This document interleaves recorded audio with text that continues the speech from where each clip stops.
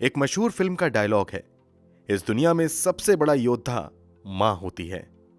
बात सच भी लगती है। एक मां ही होती है जो सारी दुनिया से लड़कर भी अपने बच्चों की हिफाजत करती है और अपने बच्चों के लिए वो सब कुछ करती है जो कोई दूसरा नहीं कर सकता। लेकिन क्या हर मां ऐसी ही होती है? शायद आपका जवाब हां में होगा। लेकिन हमारा दावा है कि जब आप इस वीडियो को आखिर तक देख लेंगे तो आपका विचार बदल जाएगा।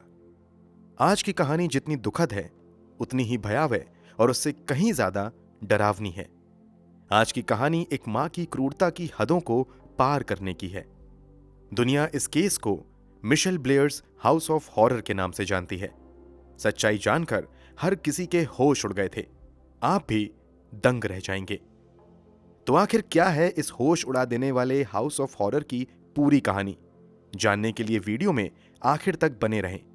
आज से पहले आपने इतनी भयानक घटना ना कहीं देखी होगी और ना सुनी होगी। वीडियो में आगे बढ़ने से पहले क्राइम की कहानी चैनल को सब्सक्राइब कर लेटेस्ट वीडियो की जानकारी के लिए बेल आइकन जरूर दबा दें। दोस्तों, ये पूरी कहानी अमेरिका के मिशिगन स्टेट के सबसे बड़े शहर डेट्रॉइट की है। इसी शहर के पूर्वी हिस्से में मिशेल ब्लेयर नाम की एक महिला रहती थी। इस महिला के 4 बच्चे थे। पति से किसी बात को लेकर झगड़ा हो चुका था, इसलिए ये महिला पति से अलग अपने 4 बच्चों के साथ इसी शहर में एक किराए के बड़े से घर में रहती थी। मिशेल ब्लेयर पहले जॉब करके घर का किराया चुकाने के साथ साथ बच्चों की स्कूल फीस और घर का खर्चा भी चलाती थी। मगर एक समय बाद उसकी जॉब छूट जाती है, मगर खर्चा बढ़ता ही जाता है।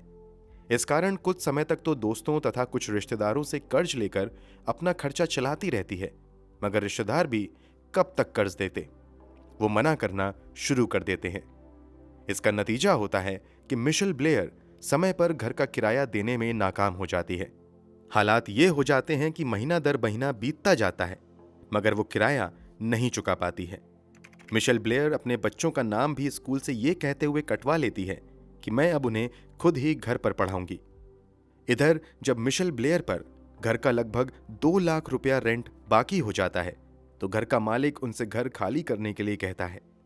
मकान मालिक के कहने के बाद भी कई महीने बीत जाते हैं, मगर मिशेल ब्लेयर ना तो घर का किराया दे पाती हैं और ना ही घर खाली करती हैं।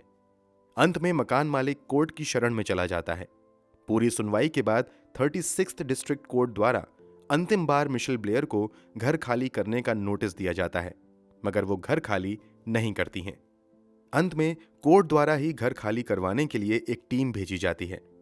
मिशेल ब्लेयर के घर ये टीम 24 मार्च 2015 की सुबह सुबह आती है। उस समय मिशेल ब्लेयर बच्चों समेत कहीं बाहर गई हुई थी। घर खाली कराने आए वर्कर्स कई बार घर के दरवाजे पर दस्तक देते हैं, मगर कोई जवाब नहीं देता है। अंत में ये लोग स्पेयर की से दरवाजा खोलकर घर के अंदर चले जाते हैं और घर खाली करने की प्रक्रिया शुरू कर देते हैं। पहले ये लोग घर के फर्नीचर और दूसरे सामान को घर के बाहर निकालते हैं। सामान खाली करते हुए जब ये लोग लिविंग रूम में रखे हुए एक फ्रीजर को उठाने की कोशिश करते हैं तो ये फ्रीजर उन्हें सामान्य से कहीं अधिक भारी लगता है। इस कारण कुछ मजदूर फ्रीजर को खोल कर देखते हैं तो उन्हें नजर आता है कि फ्रीजर पूरी तरीके से बर्फ से भरा हुआ है। अब ये लोग कोशिश करते हैं कि बर्फ को किसी तरीके से वहां से निकाल दिया जाए तो फ्रिज थोड़ा हल्का हो जाएगा और फिर उसे हटाना आसान हो जाएगा। इसलिए ये लोग फ्रिज को बंद कर उसमें से बर्फ निकालना शुरू कर देते हैं। अभी इन लोगों ने बर्फ की थोड़ी सी परत ही हटाई थी कि उन्हें बर्फ के नीचे एक बड़ी सी प्लास्टिक बैग दिखाई देती है। अब जल्दी से ये लोग बर्फ हटाकर उस प्लास्टिक बैग को वहां से निकालकर उसे खोलते हैं। प्लास्टिक बैग खोलते ही वहां मौजूद हर शख्स के पैरों तले जमीन खिसक जाती है। प्लास्टिक बैग में एक लड़की का शव था। तुरंत पुलिस को फोन किया जाता है। पुलिस वाले आकर उस शव को अपने कब्जे में ले लेते हैं। इसके अलावा पुलिस की टीम उस फ्रिज के पास भी जांच करने के लिए आती है। जब फ्रिज को और खाली कर दिया जाता है तो उन्हें फ्रिज के तल में एक और शव दिखाई देता है। यह शव एक लड़के का था। 2 शवों को देखकर हर किसी के होश उड़ जाते हैं। पुलिस वाले अब इस घर में रह रही महिला मिशेल ब्लेयर की तलाश में लग जाती है। मिशेल ब्लेयर के कुछ पड़ोसी उन संभावित जगहों के बारे में बताते हैं जहां अक्सर मिशेल ब्लेयर जाया करती थी। पड़ोसियों की निशानदेही पर पुलिस की टीम उन जगहों पर ताबड़तोड़ छापेमारी करती है और कुछ ही घंटों की मेहनत के बाद मिशेल ब्लेयर को अपने कब्जे में ले लेती है। जब मिशेल ब्लेयर को पुलिस ने गिरफ्तार किया था तब वो अपने 2 ही बच्चों के साथ थी, जबकि उसके कुल 4 बच्चे थे। बाकी के 2 बच्चों के बारे में पूछे जाने पर मिशेल ब्लेयर कोई सटीक जवाब नहीं दे पाती हैं। इसी के बाद पुलिस वाले मिशेल ब्लेयर को लेकर घर के अंदर फ्रीजर के पास आते हैं और फिर फ्रिज से बरामद किए गए 2 शव के बारे में पूछते हैं। यहां पर भी मिशेल ब्लेयर कोई ठोस जवाब नहीं दे पाती हैं और बस पुलिस वालों से कहती हैं, आई एम सॉरी। जब मिशेल ब्लेयर कोई ढंग का जवाब नहीं देती हैं तो पुलिस वाले उसे गिरफ्तार करके अपने साथ ले जाते हैं। अब पुलिस कस्टडी में मिशेल ब्लेयर से पूछताछ का सिलसिला शुरू होता है। इस पूछताछ में जो खुलासा होता है उसे सुनकर हर किसी के पैरों तले जमीन खिसक जाती है।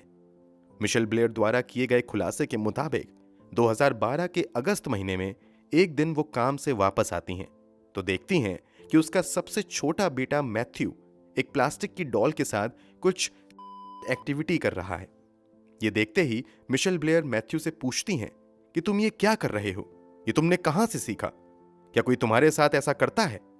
जवाब में मैथ्यू कहता है कि हां, स्टीफन हमारे साथ ये हमेशा करता है। स्टीफन कोई और नहीं बल्कि मिशेल ब्लेयर का बड़ा बेटा था।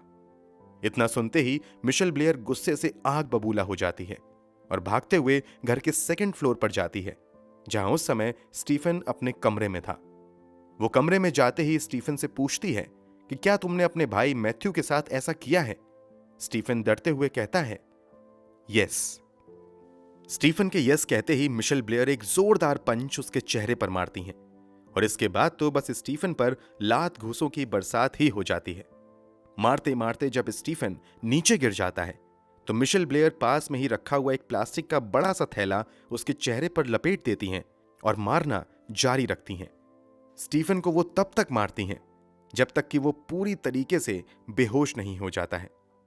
जब कुछ घंटों बाद स्टीफन को होश आता है तो एक बार फिर से मिशेल ब्लेयर उसे मारती हैं और इस बार खौलता हुआ पानी उसके प्राइवेट पार्ट्स पर डाल देती हैं। इस कारण उसके प्राइवेट पार्ट्स के आसपास की स्किन गलकर गिरना शुरू हो जाती है। ये सब कुछ करते हुए मिशेल ब्लेयर ने बेटे के चेहरे पर प्लास्टिक लपेटा हुआ था तथा उसके मुंह में कपड़ा डाल दिया था ताकि वो चिल्ला ना सके। गर्म पानी डालने के बाद वो स्टीफन के गले में बेल्ट बांध देती है और उसे बेल्ट के सहारे ही लटका देती है।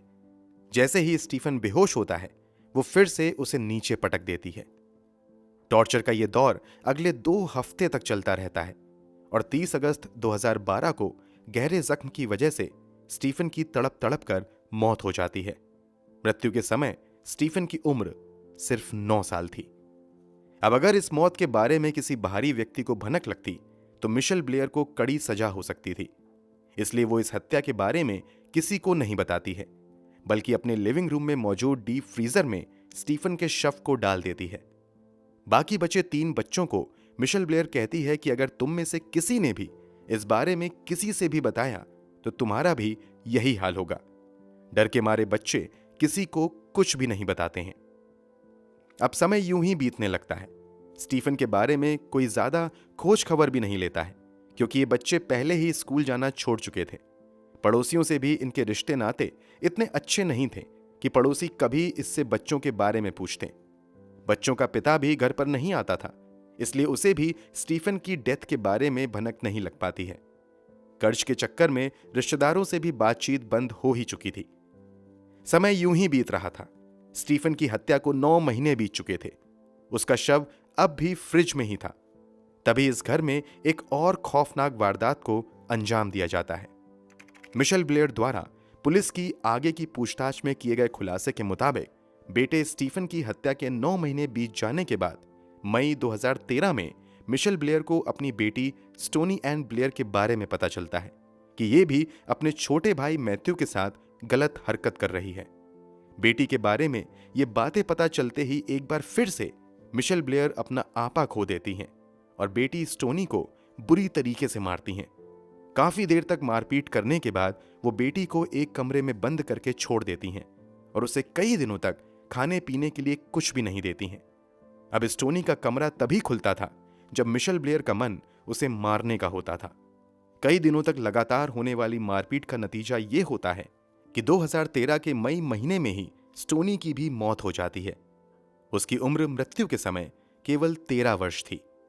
मतलब मिशेल ब्लेयर ने अपने ही हाथों से अपनी एक बेटी और एक बेटे की जान ले ली। बेटी की हत्या करने के बाद इसकी लाश को भी मिशेल ब्लेयर बड़े से प्लास्टिक बैग में रखकर उसी फ्रीजर में बेटे के शव के ऊपर ही डाल देती हैं। पूछताछ में मिशेल ब्लेयर आगे बताती हैं कि इन दोनों की हत्या करने के बाद मैं पुलिस में सरेंडर करने जा रही थी, मगर छोटे बेटे मैथ्यू ने मुझे रोक लिया। मिशेल ब्लेयर के मुताबिक मैथ्यू कहता है कि मैं तुम्हारे बिना नहीं रह सकता, तुम मत जाओ। इसी के बाद मैं बाजार गई, जहां से प्लास्टिक बैग खरीद कर लाई और फिर शव को फ्रिज में डाल दिया। जिस कमरे में डीप फ्रीजर था, उसी कमरे में मिशेल ब्लेयर का बेड भी था। एक तरफ फ्रीजर में 2 बच्चों का शव रखा हुआ था और उसी कमरे में मिशेल ब्लेयर बड़े आराम से चैन की नींद सोती थी। यह पूरा खुलासा 2015 में हो रहा था। मतलब मिशेल ब्लेयर 2 लाशों के साथ इस घर में पिछले 3 सालों से रह रही थी।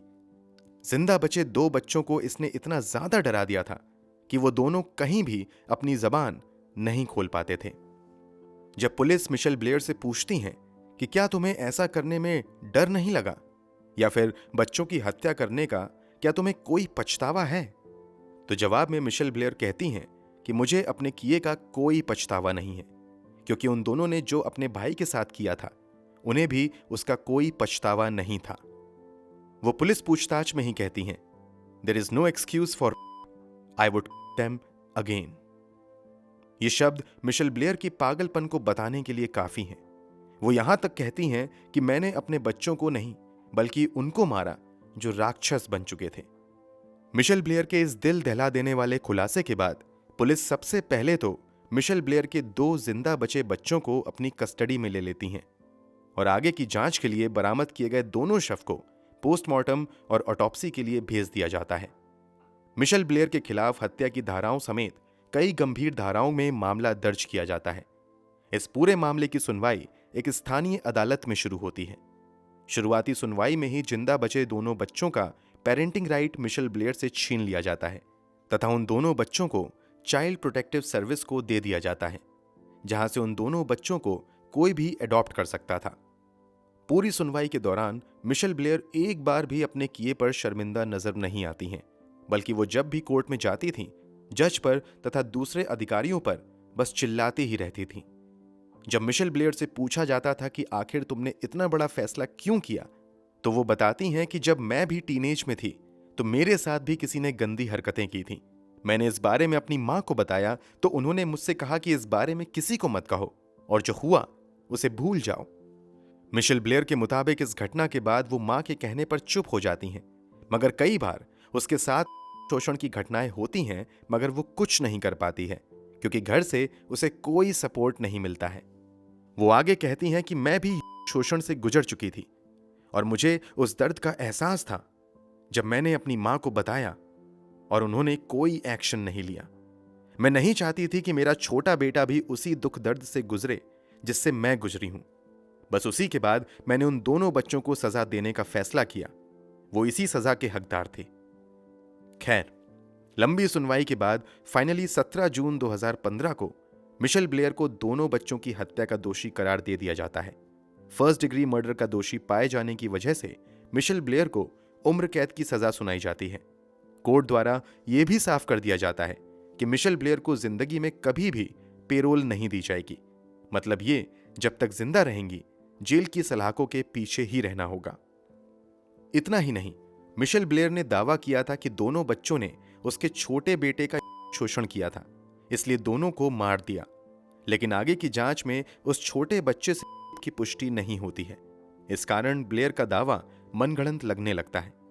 वर्तमान समय की बात करें तो मिशेल ब्लेयर के दोनों जिंदा बचे बच्चों के बारे में आधिकारिक तौर पर कोई जानकारी उपलब्ध नहीं है। बच्चों की सुरक्षा और निजता का ख्याल करते हुए उनसे जुड़ी बातें गुप्त रखी गई हैं। वहीं मिशेल ब्लेयर आज भी मिशिगन के एक जेल में उम्र कैद की सजा काट रही हैं। जब अदालत द्वारा मिशेल ब्लेयर को उम्र कैद की सजा सुनाई जाती है, तब भी उसके चेहरे पर कोई भाव नहीं आते हैं, बल्कि वो बिल्कुल सामान्य ही रहती है। यहां तक कि वो निचली अदालत के फैसले को ऊपरी अदालत में चुनौती देने से भी इनकार कर देती है। खैर, मिशेल ब्लेयर ने जरूर अपने जुर्म की वजह से मां जैसे पवित्र और पूजनीय शब्द को कलंकित किया। इसके बावजूद इस बात में कोई दोहराई नहीं है कि इस दुनिया में सबसे बड़ा योद्धा मां होती है।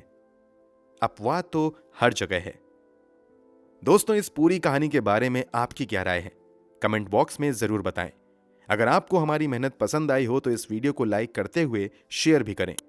अगर आपने अब तक इस चैनल को सब्सक्राइब नहीं किया है तो जल्दी से चैनल को सब्सक्राइब कर लें, बेल आइकन दबाकर नोटिफिकेशन जरूर ऑन कर लें। मिलते हैं क्राइम की दुनिया से जुड़ी ऐसी ही एक और सच्ची कहानी के साथ अगली वीडियो में। धन्यवाद।